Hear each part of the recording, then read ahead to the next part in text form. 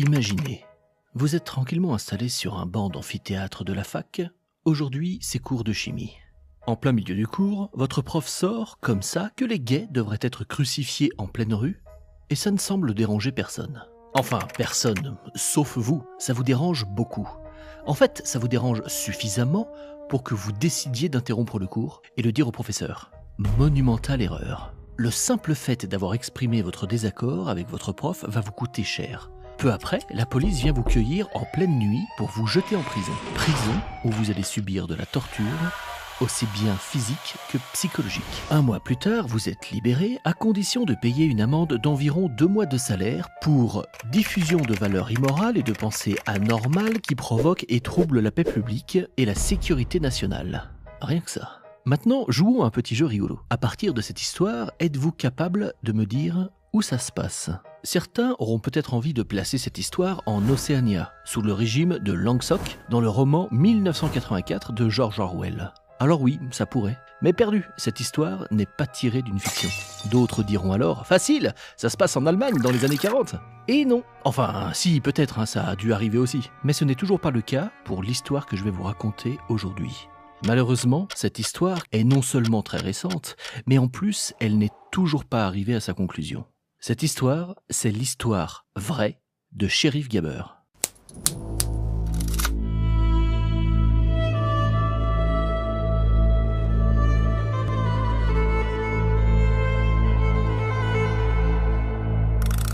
L'histoire dont on va parler maintenant se passe aujourd'hui, en Égypte. Soyons un poil plus précis. Elle commence en 2013, donc toujours pas dans un âge sombre et lointain. 2013, c'est une période que vous avez tous connue. Et si tu n'as pas connu 2013, c'est que t'as pas l'âge d'être sur YouTube. Coupe cette vidéo et retourne regarder la patte patrouille. Bref, nous sommes quelque part après la rentrée 2013. Shérif Gabber, tout juste âgé de 20 ans, est donc étudiant à l'université du Canal de Suez à Ismaïlia. Alors que Shérif suit un cours de chimie, il a un échange avec son professeur qui qualifie l'homosexualité de péché et qui affirme que les gays devraient être crucifiés dans la rue. Mais pas un échange à la fin du cours ou dans le couloir. Non, un échange devant tout l'amphithéâtre, un amphithéâtre rempli d'étudiants musulmans. Alors là, reconnaissons que même si on est tous d'accord avec lui, avec Shérif Gabber, pas le prof, calmez-vous. Bref, si on est tous d'accord pour dire qu'il a eu raison de tenir tête à son prof, combien aurions-nous été à sa place à oser prendre la parole ? Je sais pas pour vous, mais moi je trouve que le garçon a des testibles en alliage de titane et d'adamantium trempé. Les choses auraient pu en rester là, mais c'était sans compter sur l'audience alors présente. En effet, parmi les étudiants présents, certains, sûrement des musulmans très modérés et adeptes de cette belle religion de paix et d'amour, décident de fouiller la vie virtuelle de Shérif, et notamment sa page Facebook, où le bougre a alors eu le malheur de donner son avis sur cette belle religion de paix et d'amour. Ils font donc des copies de pages écran et les transmettent au directeur de l'université. J'ai les copies de pages écran. Le directeur de l'université, un homme de science, raisonnable et qui accepte les critiques de sa religion, met ça sur le compte de l'action de quelques radicaux un peu énervés, range le mail dans ses spams et passe à autre chose. Non, je déconne. Le mec appelle les flics. Le 27 octobre 2013, à 3h du matin, 3 véhicules de la police et de l'armée se rendent chez Gabber. Ils entrent chez lui, fouillent son appartement, confisquent son ordinateur, son téléphone portable, le pognon qu'ils trouvent et le jettent en prison. Shérif va y croupir pendant plus d'1 mois, jusqu'au 3 décembre. Il racontera plus tard y avoir été torturé, de la torture psychologique mais aussi physique. Le 3 décembre donc, la cour de justice accepte de le libérer, provisoirement, contre 2 amendes. Une pour outrage à la religion et une autre pour diffusion de valeurs immorales et de pensées anormales qui provoquent et troublent la paix publique et la sécurité nationale en Égypte. Prenez juste 1 minute pour penser à cet intitulé. Rassurez-moi, je suis pas le seul à avoir l'impression que ça sort d'un film ultra cliché sur une dystopie fasciste, Sérieux, vous mettez ça dans 1984, c'est cohérent avec le roman, quoi. Et pourtant, c'est bien réel. Et ça se passe aujourd'hui, de l'autre côté de la Méditerranée. Bref, pour sortir de tôle, Shérif doit allonger 7500 livres égyptiennes, soit, si vous préférez, l'équivalent de 2 SMIC. Et tout ça pour avoir tenu tête à son prof et avoir publié des posts à caractère blasphématoire sur Facebook. Seulement voilà, Shérif est sorti de prison, mais je vous l'ai dit, il s'agit d'une libération provisoire. La justice l'a toujours dans le collimateur et il est juste libéré sous caution. Un peu plus d'un an plus tard, le 16 février 2015, Cherif est jugé coupable et condamné à 1 an de prison ferme pour un débat et des posts Facebook. Ouais, je sais, j'insiste, mais quand même, on parle pas d'un mec qui a fait un appel au meurtre ou qui a menacé un ministre. Bref, il est autorisé à faire appel en échange de 1000 livres égyptiennes supplémentaires. Mais Cherif, qui a vu quel traitement on réserve aux blasphémateurs en prison, n'a pas vraiment envie d'y retourner. Alors il décide de ne pas payer et de se cacher à la place pour échapper à sa condamnation. Après quelques mois de cavale, il a une idée complètement dingue. Ouvrir une chaîne YouTube. Le 23 juin 2015, il commence à publier sur sa chaîne sobrement appelée Cherif Geber. Et il commence à parler de philosophie, de science, de droits de l'homme et de religion. Bref, tout ce qui emmerde bien fort le gouvernement égyptien. Je vous propose qu'on s'arrête à nouveau 2 secondes pour juger des bollocks de ce garçon. Ouvrir une chaîne YouTube ? Ok. Parler de sujets controversés, soit. Aller chercher la merde quitte à se foutre plein de gens à dos, passons. Mais putain de bordel à cul, ouvrir une chaîne YouTube pour ouvertement, à visage découvert et avec ton vrai nom, critiquer le gouvernement qui te court après alors que t'es en cavale, et toujours dans le pays, parce que l'exil c'est pour jouer en mode facile. Là, on peut se demander à quel niveau de courage on se situe. Le mec, tu lui dis d'aller jeter l'anneau unique dans la montagne du destin, il te répond que Sam va être un boulet et qu'il préfère y aller seul, les yeux bandés, et laissez-lui juste 5 minutes d'avance avant de prévenir les Nazgûl. Et attendez, parce qu'ouvrir une chaîne YouTube, c'est bien, mais le mec, il va pas faire des vieux vlogs tout pourris sans aucun montage, ou bien se filmer avec une webcam et un logiciel de streaming affalé devant son PC pour s'incruster dans un template dégueulasse comme une grosse feignasse, Non, le mec te donne du fond vert, du montage, de l'illustration, de la mise en scène. Regardez ça. C'est sa dernière vidéo. Matez-moi un peu la lumière, le cadrage, la mise en scène.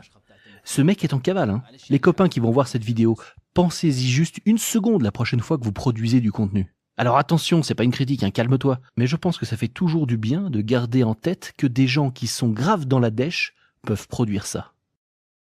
Bref, après cette petite digression, revenons au 4 mai 2018.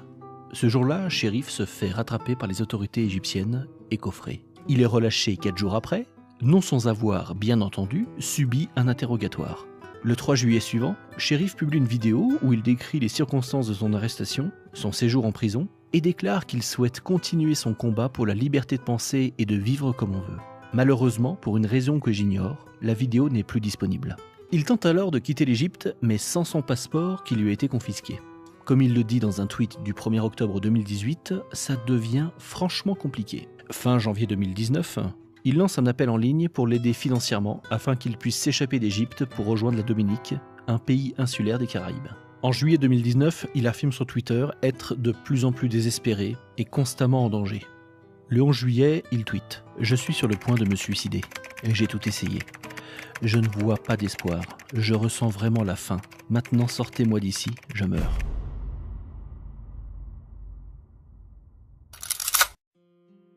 À la suite de son appel aux dons, de nombreuses personnalités se sont manifestées, notamment en Allemagne autour de Mina Hadi, militante des droits de l'homme et présidente du Conseil central des ex-musulmans, qui a publié une vidéo où elle souligne la situation dramatique dans laquelle Cherif Geber se trouve.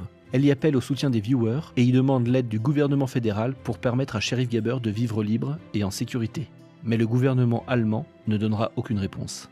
Aujourd'hui, nous sommes en 2024. Et loin de s'améliorer, la situation de Cherif s'est passablement aggravée. En plus d'être accusé de diffusion publique de contenu athée, il est en plus accusé de travailler contre l'État et le peuple égyptien. Et encore une fois, prenez 2 secondes pour y réfléchir. Ça sonne vachement comme de la haute trahison ou un truc du genre, alors que le mec anime une chaîne YouTube où il explique de manière logique, argumentée et sourcée pourquoi être athée est une position raisonnable.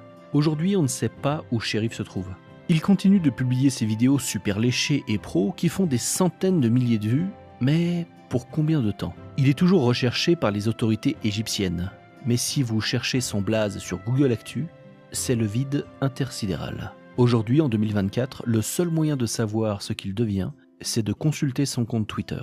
À l'heure où j'écris cette vidéo, il dit dans son dernier tweet que l'année charnière pour lui a été 2016, là où ses décisions lui ont fait perdre de nombreuses années de sa vie. Pour lui, 2024 va, à nouveau, être une année importante. Il pourra peut-être enfin remettre sa vie sur les rails.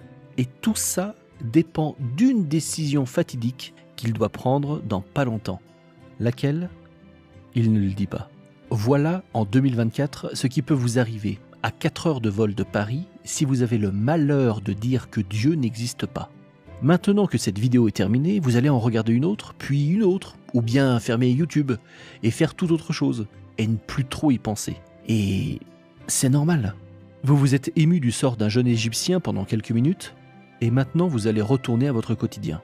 Rien de plus humain. Ne vous jugez pas. Maintenant que je vous ai raconté cette histoire, je ne vous demande pas de monter sur les barricades, de l'inonder de dons ou que sais-je. Par contre, j'aimerais vraiment que vous fassiez un truc. Gardez juste son histoire dans un coin de la tête. Et repensez-y juste quand vous entendez un discours disant qu'il faut réviser les lois sur la laïcité ou sur le blasphème. Repensez-y quand les médias disent qu'il ne faut pas mettre de l'huile sur le feu quand quelqu'un ose critiquer une religion. Repensez-y quand un militant quelconque dira tranquillement qu'il faut protéger la sensibilité des pauvres petits croyants tellement fragiles qu'ils sont en PLS si on a le malheur de dire que leur croyance contient des contradictions. Repensez-y quand on vous dira qu'il vaudrait mieux faire passer une loi pour interdire le blasphème et que ne t'inquiète pas, ça va bien se passer. À ce moment-là, repensez à Cherif Gaber, le jeune Égyptien en cavale pour avoir dit que peut-être bien que Dieu n'existe pas.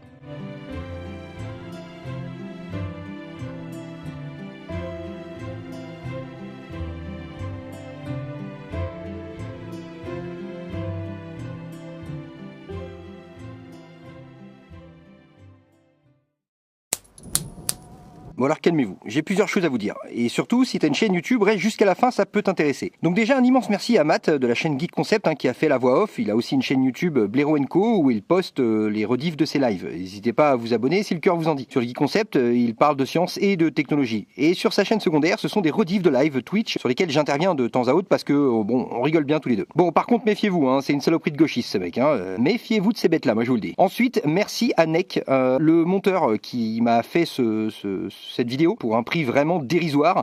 Il faut savoir que sur un montage d'une vidéo de 10 à 15 minutes, c'est minimum entre 700 et 1000 euros, minimum. Et c'est vraiment le minimum, je le sais parce que j'ai contacté plusieurs monteurs professionnels et même avec un prix d'amis, ça restait encore beaucoup trop cher pour mes petits moyens. D'ailleurs, désolé aux monteurs qui sont abonnés à ma chaîne et qui m'ont contacté pour me proposer leur service. Je vous fais des bisous, mais vraiment, c'était trop cher pour moi, les copains. Même avec votre prix d'amis. Mais pour avoir un peu creusé le sujet, je comprends pourquoi c'est aussi cher, votre travail. Il y a tellement d'argent investi et de temps passé, ça explique ce genre de tarifs qui peuvent même aller parfois jusqu'à 3-4 000 euros pour certains montages. Bref, c'est un monde parallèle ce truc. Donc merci à Nek qui a accepté ce défi malgré son tarif ultra compétitif.